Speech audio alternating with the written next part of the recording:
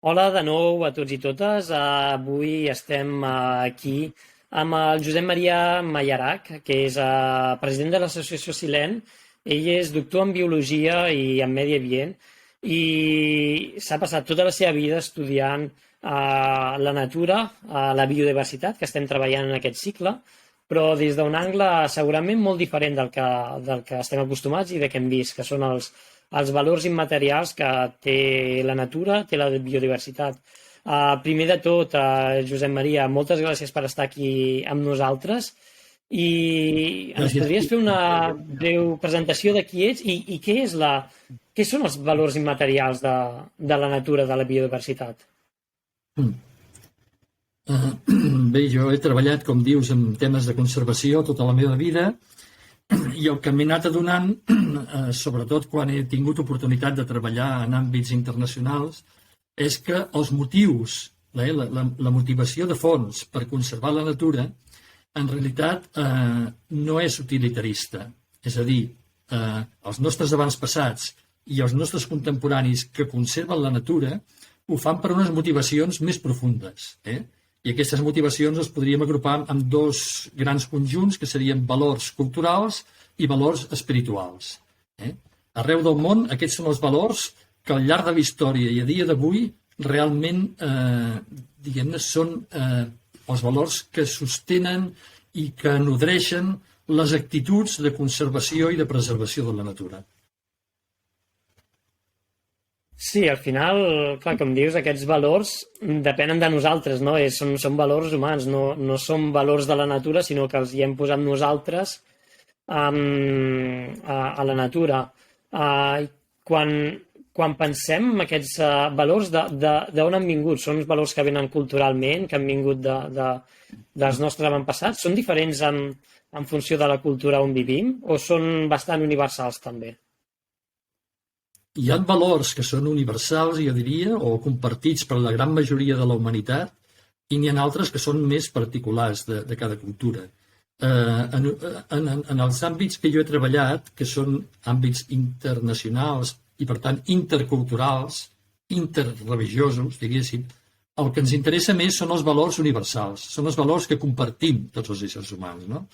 I evidentment, en relació amb la natura, són valors que connecten amb la vida, que connecten amb la bellesa, amb la majestat, amb la força, és a dir, amb allò que, en definitiva, dona sentit a la nostra existència. Per tant, en aquest sentit, vull dir que són valors que estan molt connectats amb l'arrel del nostre ésser. I aquesta és la dimensió profunda, la dimensió, podríem dir, espiritual, que nodreix, que esperona i que estimula les actituds de conservació en moments com avui, on en tants llocs del món la natura està assetjada, està amenaçada, està sent objecte de processos destructius. Fer front en aquests processos demana molt de coratge. I aquest coratge, aquesta força, diguéssim, la traiem justament d'aquestes motivacions més profundes que connecten amb l'arrel de la nostra existència. No, evidentment, jo crec que tots podem pensar en el passat, sobretot en com els nostres avantpassats doncs, veien la natura també com una part divina, no? I aquests valors els podíem veure doncs, en grans muntanyes, amb els boscos, amb els arbres, i sí que sembla que s'està perdent potser una miqueta, no? Aquesta connexió amb els espais naturals, no? Que el tenim com una cosa allunyada, no? Que no hi veiem aquesta connexió més espiritual. Creus que és així, que estem perdent aquesta certa connexió més espiritual, no? Perquè tots sabem que necessitem doncs, aigua per beure o necessitem doncs, troncs per llenya o per menjar, però aquesta connexió més interna, no? amb tots aquests elements, és una cosa que s'està perdent o que es manté de totes formes? Veiem, globalment, on millor es conserva la natura a dia d'avui són els territoris indígenes o de comunitats rurals fortament arrelades. Per tant, són aquelles que mantenen aquest vincle profund amb la natura, aquest vincle espiritual amb la natura. Aquests són els llocs que millor es conserva. Què ha passat a Occident des de la revolució industrial cap aquí? Què ha passat els darrers 200 o 300 anys? Doncs que gradualment ha anat guanyant protagonisme una visió materialista de la realitat, diguéssim, no? Aquesta dimensió, aquests valors immaterials han anat quedant com en un segon terme. I això és precisament el que explica, ara no vull entrar en detalls, però aquesta és l'arrel última, diguéssim, aquesta visió troncada de la realitat, això, el fet de veure només la dimensió material, és el que ha portat aquestes tendències destructives envers la natura. De manera que recuperar aquest vincle profund amb la natura, aquesta connexió existencial profunda amb l'arrel de la nostra existència, és vital, és fonamental per poder recuperar una actitud responsable, una actitud de custodis de la natura, una actitud que ens faci sentir-nos fills de la mare terra. I, per tant, amb aquests deures, amb aquesta responsabilitat de conservar-la, de millorar-la, quan sigui possible, per poder-la transmetre als nostres descendents en les millors condicions possibles, aturant aquestes tendències destructives que, en definitiva, són autodestructives. Sí, clar, al final hem d'entendre això, no? Que som part de que nosaltres fem part d'aquest ecosistema, no? que necessitem, i segurament, clar, hi ha molta raó amb el que dius de que va arribar un moment que vam deixar de veure la natura com aquesta part més nostra, sinó com una sèrie de recursos que podíem utilitzar per al nostre profit, no? Ja fos a nivell material, doncs, per produir energia, per construir cases, inclús per visitar, però sense tenir una connexió, no? I potser els pobles més indígenes que han mantingut aquest vincle emocional doncs volen preservar, perquè al final és com si fossin parts de la seva família. I quan parles dels valors de la natura, així universalment, què ens podem imaginar? Quins són aquests valors que aglutinen, diguéssim, tota la humanitat envers a la natura? Jo diria que com a grans valors, diguéssim, són els valors que ens connecten amb la vida en majúscula. No només la vida física, que òbviament és així, nosaltres som natura i és la natura la que ens sosté, i nosaltres no podem estar sans si no vivim en una natura sana i saludable, si no respirem aire pur, si no bevem aigua pura, si no mengem aliments sense contaminar, no podem estar sans, tard o d'hora malaltim, diguéssim. Això és evident a nivell físic, però l'ésser humà no acaba en el nivell físic. L'ésser humà té una dimensió psíquica, per dir-ho així, mental, i en aquest nivell també hi ha vida, hi ha una vida subtil, per dir-ho així, que la podem percebre perfectament a la natura quan ens hi acostem d'una manera reposada, d'una manera atenta, silenciosa, diguéssim, no? I per damunt encara, o més endins, també podríem dir, d'aquest nivell psíquic, hi ha un nivell espiritual, hi ha un nivell que ens connecta, com he dit, amb l'arrel de la nostra existència, no? És un nivell del qual és molt difícil parlar perquè, diguéssim, és inefable i depèn de com cadascú ho viu en els moments en què s'ha sentit més intensament viu. I jo estic segur que totes les persones que estimem la natura hem tingut algun moment en la natura, pot ser una sortida de sol dalt d'un cim, per exemple, no? Algun moment d'aquests extraordinaris que ens ha fet sentir profundament vius i ens ha fet percebre aquest sentit de majestat i de sacralitat, diguéssim, no? La natura. Aquest seria el nivell, diguéssim, suprem, no? Aleshores, què passa? Que realment per poder recuperar aquesta actitud responsable envers la natura no n'hi ha prou amb tenir bones actituds en l'àmbit físic. Això s'ha de fer, això és important fer-ho, diguéssim, no? Però hem de recuperar aquesta connexió més profunda. I això vol dir que ens hauríem d'acostar a la natura d'una altra manera. Podem anar-hi a fer esport? Sí, respectuosament, no? Però, a més, hauríem d'intentar acostar-nos-hi d'una altra manera, més silenciosa, més pausada, més contemplativa, diguéssim, no? Poder estar uns minuts o unes estones, tant com puguem, en silenci, contemplant. La natura sempre ens parla, sempre. El que passa és que moltes vegades no escoltem, no estem atents en el que ens diu, diguéssim, no? I ara mateix, en molts llocs del món, la natura està gemegant, està plorant, està sofrint. Hem de poder obrir la nostra percepció, percebre què ens està dient i aleshores donar respostes des del nostre interior, no només des de la nostra ment. Està bé tenir arguments racionals, però no són suficients. Hem de tenir arguments que ens surtin del cor, del centre del nostre ésser.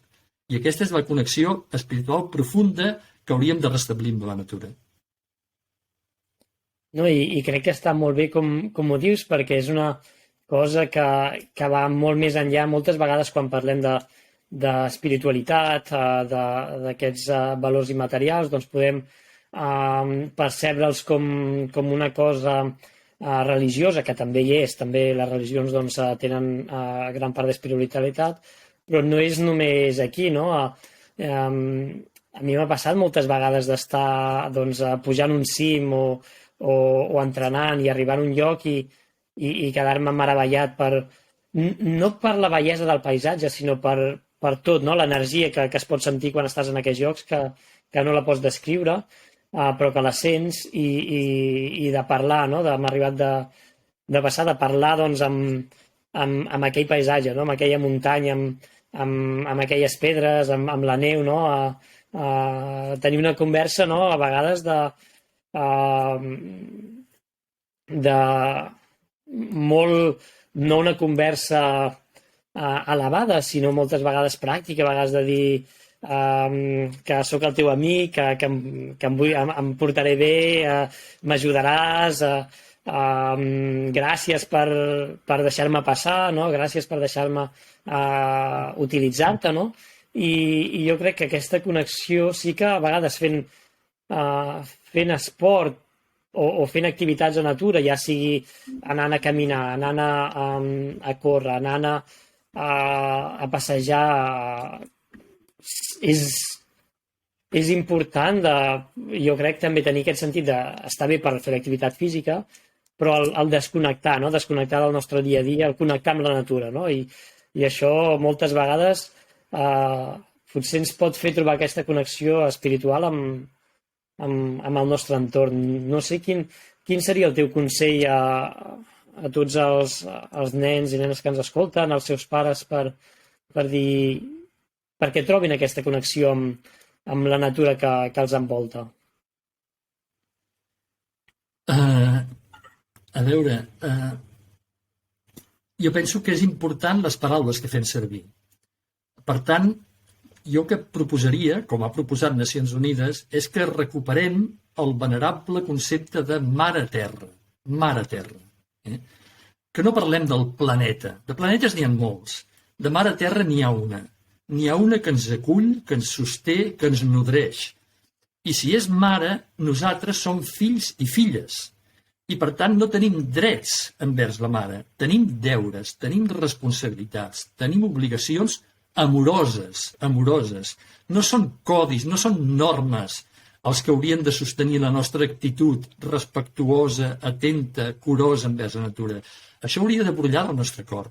Per tant, recuperem aquest concepte venerable de mare-terra. Per mi és molt important recuperar aquesta actitud d'agraïment, agrair cada dia els dons que la natura ens dona gratuïtament, que ens mantenen en vida. Sense això no podríem viure.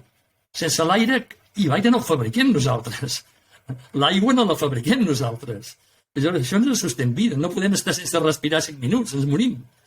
I aleshores, agraïm aquests dons que ens mantenen en vida, demanem perdó quan veiem una destrucció, quan veiem una degradació, demanem perdó, encara que no ho haguem fet nosaltres, ho ha fet una altra persona, potser inconscientment, demanem perdó. Si podem ajudar a restaurar, si podem ajudar a regenerar, fem-ho, encara que sigui a petita escala, encara que sigui plantar un arbust petit, amb un raconet degradat, malmès, no? Fem un gest, no?